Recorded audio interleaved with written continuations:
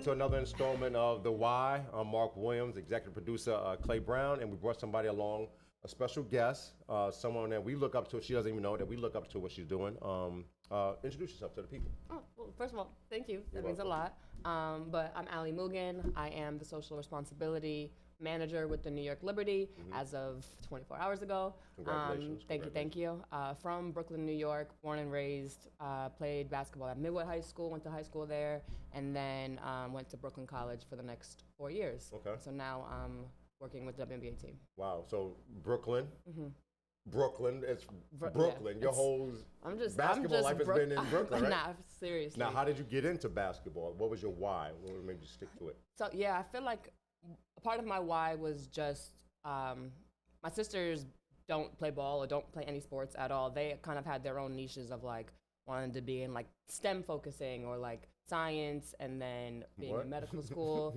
STEM like science, technology, engineering, and mathematics. Great. That was nothing that I wanted to do. I wasn't a big schoolie, if I'm being transparent with you.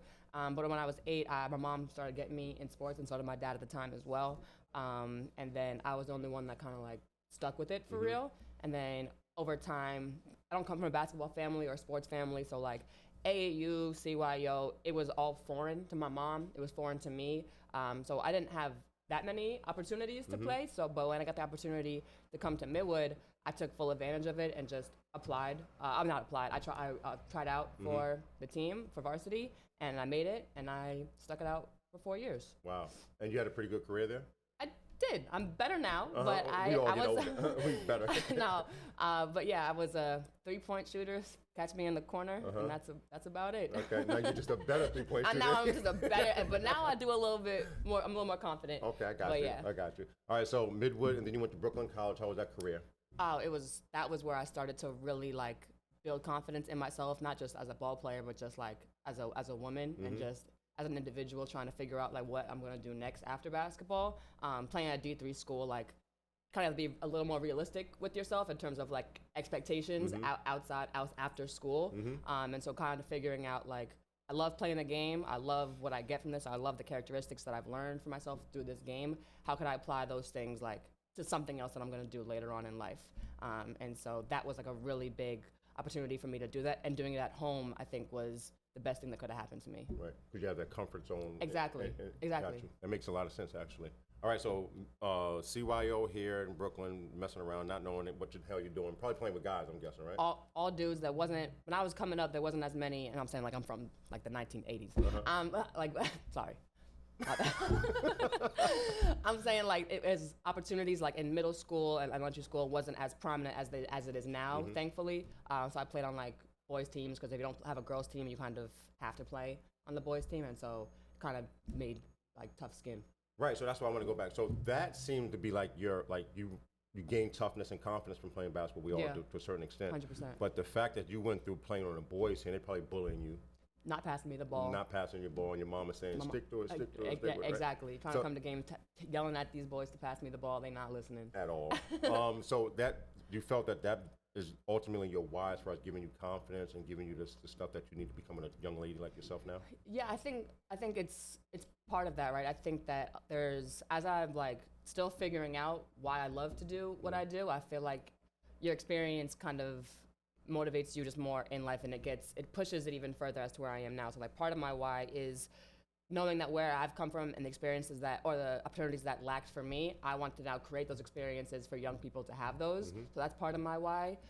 Part of my why is knowing that like what sports has done for me, and knowing that what sports has done for me now, not even playing, but the job opportunities that you could still have playing basketball isn't like less than anything else. It's not less than my sisters being in medical school, my sisters being a scientist. Like, it is still a fulfilling job that I could use to pay bills and create income for and a family for, while still being passionate about what I love to do. So it's not like a fluke.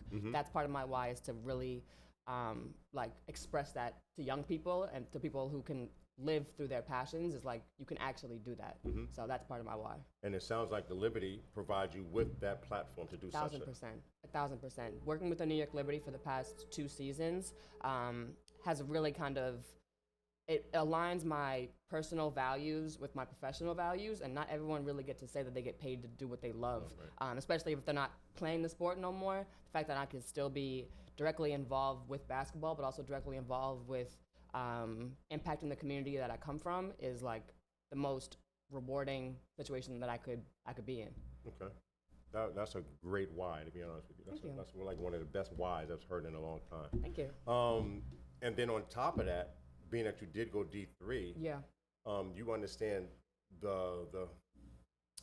nobody, I shouldn't say nobody, very few people go to the NBA, WNBA from the D3, right? Yeah. So you understand the work that goes into it. For sure. But then you can let the young ladies and young men know that it's going to be a lot of work 100%. to get where you want to get. So yeah, speak to 100%. that.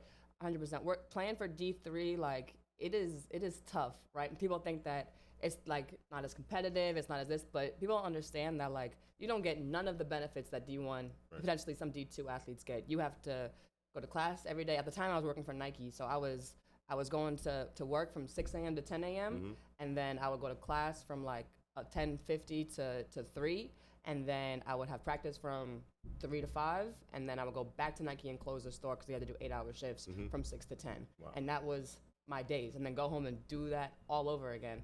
And so I think that in itself has made me like just more, I respect all players more, especially D3 Definitely. athletes, just because you need to really love that shit. Can I curse on this? You sure fucking can. You need to love that shit to actually do it. You don't get paid to play. You don't get none of that. You are literally playing because you have some other motivating factor to like really want to be involved in the game. And so knowing that like not a lot of people, many people play overseas or have a professional career after D3, just it's really being realistic with myself about what is next for me and like how could I attribute all the characteristics that I got from playing on a team into like real life shit. And so that's what kind of got me to where I'm at today. Speaking of where you are today, Liberty, I hate to say it, I don't know when this is going to air, but they didn't live up to their expectations. You can't say it, I can. You can't say it. They didn't live up to the expectations and all that talent. But anyway, but the crowds, the crowds are crazy. Like I've been to like 4 or 5 games, and it feels like I'm in like an NBA game. Like it's so lit. Better than some. I agree, 1,000%. Better than some. Tell me how's that experience for you from the standpoint of being somebody that's involved in the community and getting the community, because there's a lot of community programs in that in the gym. For sure. Barclays. Oh, for sure. Yeah, no, I think, and I was talking about it earlier, like to be at a Liberty game, especially during the season, and to see all of like a lot of new like young people at these games now. There was a time when like we played at Madison Square Garden. Shit was lit back then. There was like a stint where the league itself kind of, I don't want to say fell off, but the hype wasn't as there, whether it was due to marketing or due to other situations. But now being in Brooklyn with the New York Liberty, taking that little stint in Westchester and being brought in with Barclays and BSC Global, like was probably one of the best things that could have happened for the Liberty and for the community, because now we're able to be a way more accessible for people to see who they could be at some point in time, people to see, especially young girls, like going with their dads, going with their moms, like having family outings at Liberty games, to really like be like, wow, like I kind of want to be that, and having something to like look up to, I think is huge. And part of my job is I don't sell tickets. If it's free, it's for me. Right. And so I get the opportunity to really connect with nonprofit organizations and provide experiences for some people who might not have been able to afford it or whatever the case may be, and give them those experiences to really see what this is about and see what the Liberty are providing, like not just the experience, but like just in general, like off the court as well. Oh, without a doubt, you guys do a great job of marketing. Like my feed on my Instagram is Liberty and the Nets. Like you guys doing a great job. They do a lot. They're killing my feed though. Algorithm all messed up. I gotta go hide ad. So it seems like your why is running rampant through each level of your for sure your livelihood so yeah. far. So what's next for you? Are you gonna you mentioned Nike? Yeah. You also mentioned Peace Players. You work with them also, right? I do. And tell a little bit about what Peace Players are. Yeah. So shout out to my Peace Player family. I've been working with Peace Players for about 5 years now. So I got involved with Nike. Nike has this program called the Nike Community Ambassador Program, where, in short, like employees can serve as youth coaches as part of like their shift. So whatever community your store resides in, you could have a shift in the community center or at somewhere else and like be a youth coach if you do the right trainings for it, and you get paid to do that. That's dope. And so that program got me involved with Peace Players. And Peace Players is a nonprofit organization. They're nationwide, but also they're international. They work in 5 cities in America, but in Brooklyn, they really work to unite divided communities through sport. So whether it's like racial issues or national issues or whatever the case may be, Peace Players really uses the power of sport to heal and to unite, and knowing that it's way bigger than just basketball. Like basketball brings so many people together, and utilizing that in a healing as a healing tactic. No, that's great. Yeah. I always believe there's 10 people on the basketball court, but they're paid to do that. But there are many more jobs as a result of those 10 people on the For court. sure. There's people, athletic trainers, there's general managers, people in the concession stands, 100%. all of that stuff. So I think that what you did on what you're currently doing is outstanding, because it provides an opportunity for young ladies and men to a certain extent 100%. to shit can happen outside of the basketball court. No, 1,000%. And I think as the league continues to grow, more opportunities are going to show.